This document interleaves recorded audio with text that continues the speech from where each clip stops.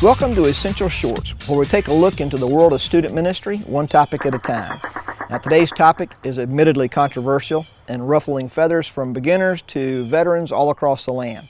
So today we're going to look at student ministry versus family ministry. Now, I want to share with you what I observed on how this issue developed and some thoughts to consider along the way. Since 2007, the family ministry movement has been looking for solutions to a declining adolescent response to Christ, to the church, and to the authority of the Scriptures. The criticisms, which are not totally unfounded, I think stem from three primary matters. First is a continuing decline in the number of youth confessing faith in Christ and a lack of spiritual identity. For example, Southern Baptist reported that 140,000 teenagers were baptized in 1972. Compared that to a steady decline of only 75,000 in 2009. And a Pew Research survey reported that nearly 1 in 3 millennials has no religious affiliation at all. There's a Barna survey reporting 40% of 18 to 29-year-olds are disengaged from church but still consider themselves Christian. Not only the declining number story, but the second reason for the ramped up criticism is a seemingly endless march of youth ministries towards a fun and games session aimed at attracting students with entertainment rather than developing fully devoted followers of Christ. This approach has morphed into several similar looking versions, but essentially I'm referring to the cotton candy style of youth group, where it looks more like it's a lot to digest until you bite into it and see it all melt away into a tiny ball of sugar between your teeth. So the declining number story, entertainment-focused gatherings, and third, a lack of calling, education, and professionalism portrayed by those filling the position of youth pastor. If you wear the uniform, you must represent the company, right? In most cases, you simply can't do better if you don't know better. So amidst the dramatically changing culture and the ever-emerging subculture of teens, student ministry has been in need of and been trying to recalibrate itself to remain relevant, attractive, and spiritually impactful in reaching the lost. With these three driving forces, youth ministry abolitionists have been attacking the rank of our profession largely unchallenged. These critics advocate for the abolition of the age-graded ministry model that we call student ministry. One leading abolitionist, an outspoken critic of youth ministry, is Vody Baucham. Reverend Baucham favors a 180-degree turn from youth ministry, as he knows it, to a family integrated ministry model as an alternative. He refers to the youth ministry as a train wreck and often focuses on three primary arguments. Here's those three arguments. First, age-segmented youth ministry usurps the legitimate authority and responsibility of parents. Number two, age-segmented youth ministry has not accomplished its own stated goals. And number three, Reverend Baucham says, there is no clear biblical mandate for age-segregated youth ministry. Well, let me respond to these charges in order. First of all, the charge that youth ministry usurps legitimate authority and responsibility of parents. I don't know of any student pastors who are called as career student ministers, trained in youth ministry, whose desire it is to usurp the authority or responsibility of parents of youth. It's a wide brush and limited knowledge of professional student ministry that would attempt to paint a ministry flying under the banner of youth ministry to have the same goals or strategy in reaching teenagers with the gospel. In reality, it's just the opposite. Professional student ministries see their role as partnering and equipping parents to reach and disciple those youth who live under the roof with Christian parents.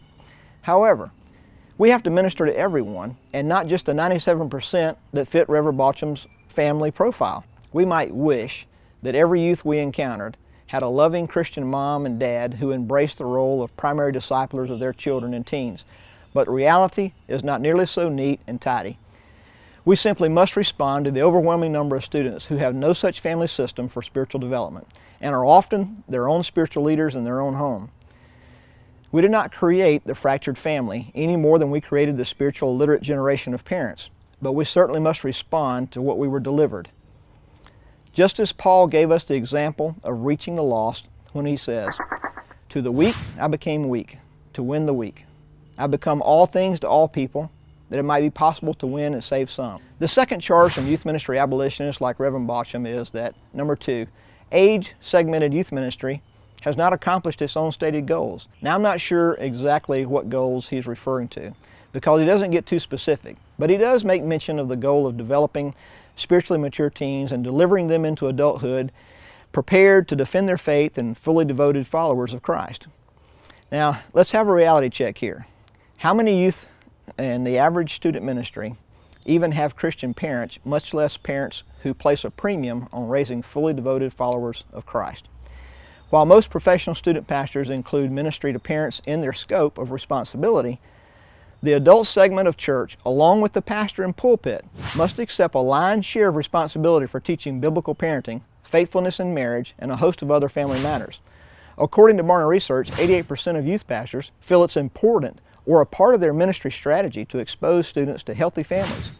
If it were not for student ministries, we would be in an even greater mess regarding family and teen morality. Third, youth ministry abolitionists say that there is no clear biblical mandate for age-segmented youth ministry. Okay, are we kidding? There is no biblical mandate for Lifeway, church air conditioning, a pastor's benefit package, Logos Bible software, vacation days, cell phones, blogging, the church's website, the pastor's podcast, or church sports leagues, or the list goes on and on. There is no biblical mandate for a lot of things, but that does not negate the usefulness in kingdom work. And by the way, there's also no biblical mandate against the practice of youth ministry. In fact, if you begin searching the Old and New Testament for scripture promoting mentorship and training up a child in the way he should go, you can make a solid case for modeling student ministry. Perhaps what's given the profession of student ministry a bad name and a call for change is that many who operated in past generations under the banner of youth ministry were in reality directors of student activities in the church. While this may not have actually been a title, the point is that those who labored under the title of student ministry were neither trained in adolescent ministry nor called by God to be a primary shepherd in assisting mom or dad in their primary biblical role and responsibility. No doubt that many churches need to blow up their student ministry and start over with a biblical, healthy, comprehensive approach to making disciples within the adolescent community. Many more, however, simply need to refocus their primary attention on making disciples of those that God's entrusted to them and creating an atmosphere where parents can be equipped and students who run solo can connect with caring adults where they have a supportive, Jesus-following parents or not. Let me share some of the data discovered here at Student Ministry Essentials regarding churches who have either integrated a family ministry model or they have abandoned student ministry in favor of a family-based model. Listen to the top 3 reasons given by the pastors I interviewed for moving away from youth ministry in favor of family-integrated model. The first and top response was, our student ministry just did not seem to be growing. Number 2, we made a financial decision to employ one family minister to supervise children, middle school, and high school rather than hiring 2 or 3 age-graded ministers. And the third response was, the quality of youth leader that we have been getting were just not providing the professionalism that our parents and staff require to have a trustworthy and healthy ministry. Now, I found all 3 of these responses interesting and predictable. Simply by performing a basic student ministry audit for health and effectiveness, we found that 80% of the churches we surveyed that had abandoned student ministry to pursue family ministry had fallen victim to one or both of the following 2 problems.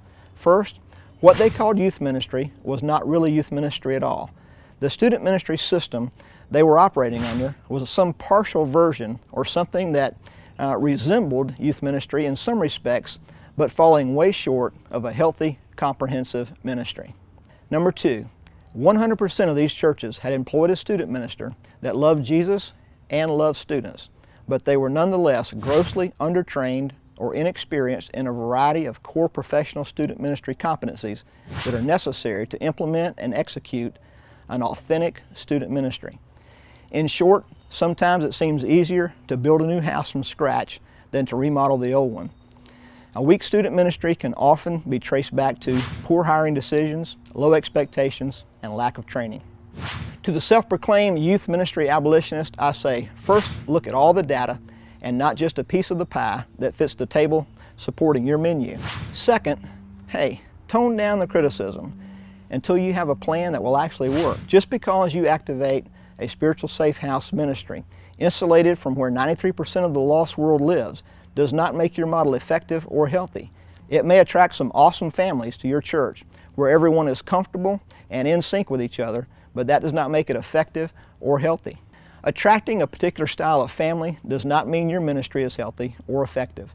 Attracting families that look alike, talk alike, and think alike may result in a smoother, highly engaged parent base with respecting teens, but it should not be confused with actually reaching a lost generation. It's like cotton candy in a kid's mouth that dissolves slowly down to a little sugar ball between the teeth.